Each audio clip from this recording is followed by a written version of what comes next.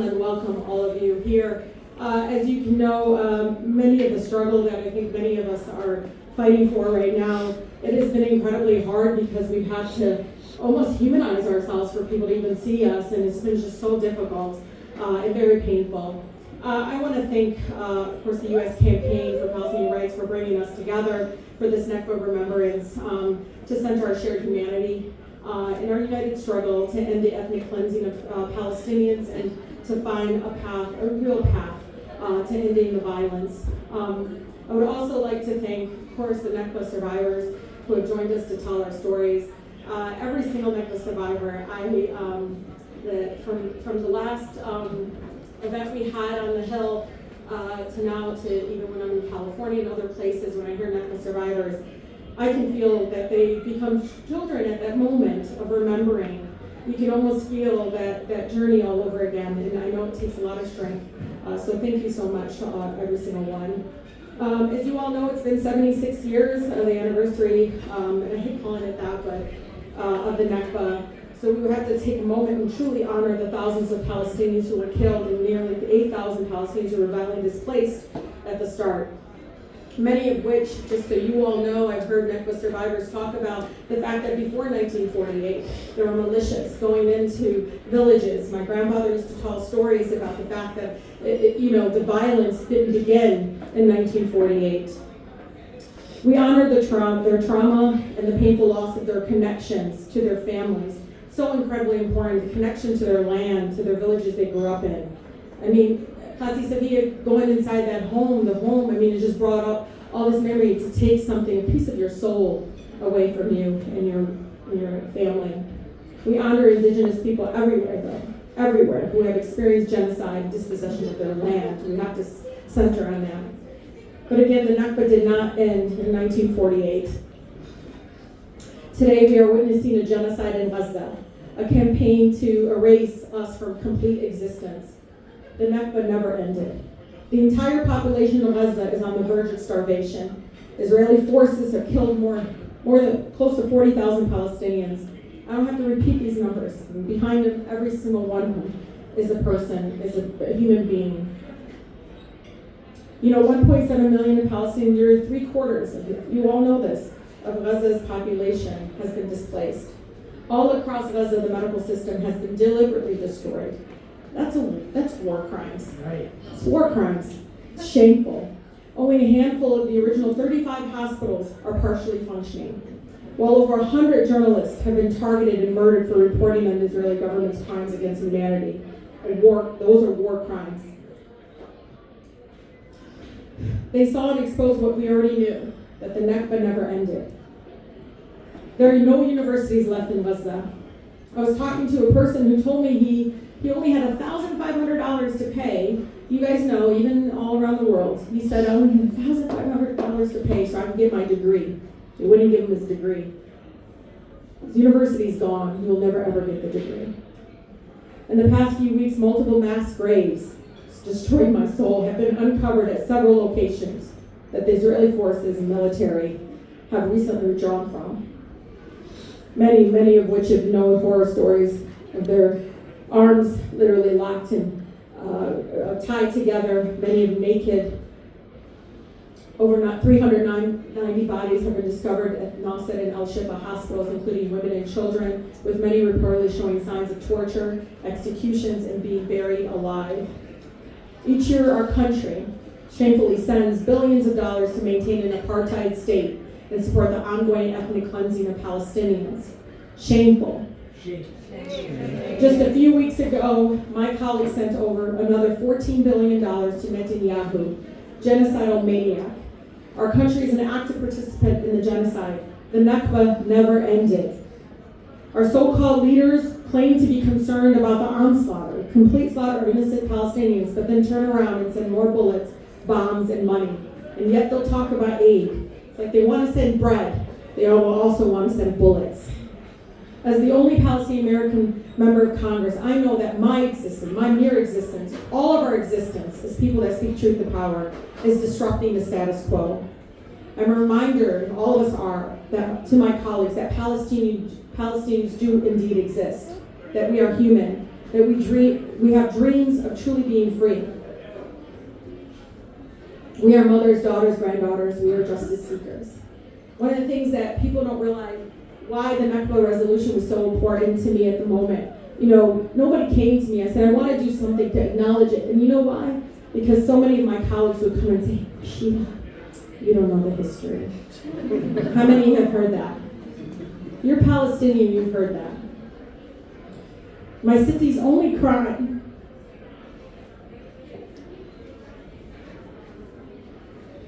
ever in the eyes of the Israeli apartheid government is being born Palestinian. That's all she did. She's automatically denied equal rights and human dignity.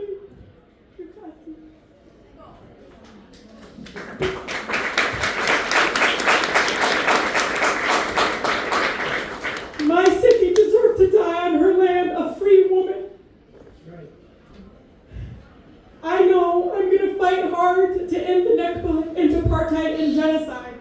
You will fight with you. Yes.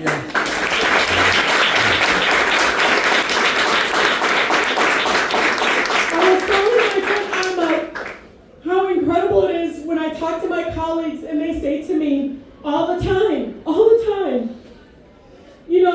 I don't agree with the terminology. They want to police my words.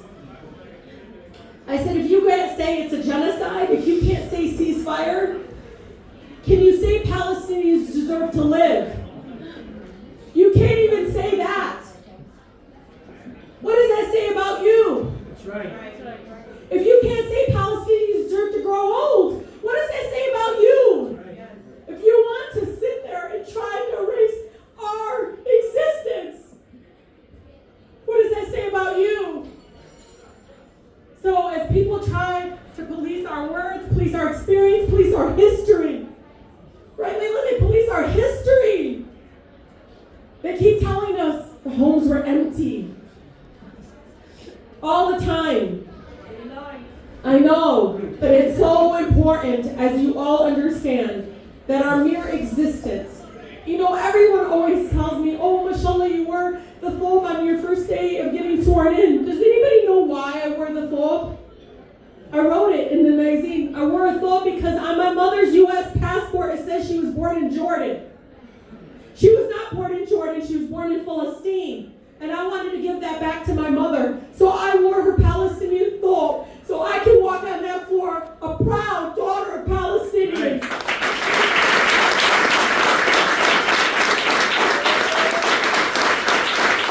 Free Palestine! And I want you to know, I ran to take on corporate polluters. Well, I was like you, I wanted to save our Mother Earth. Like I really did.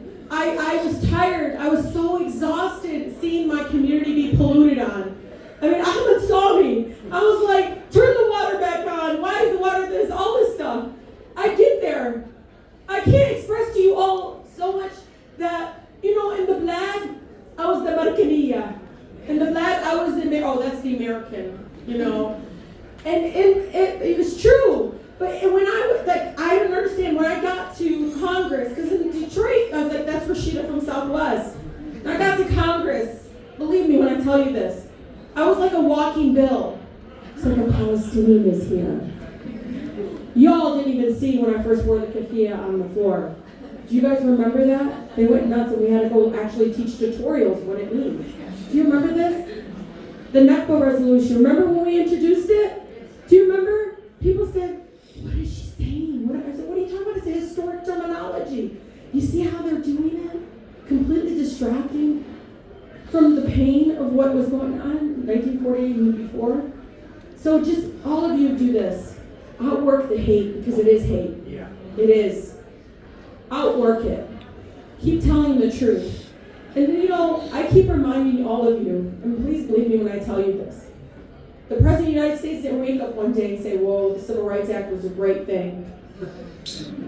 You think that Congress said, right to organize unions is the right thing to do in our country? Do you think they did that on their own? No.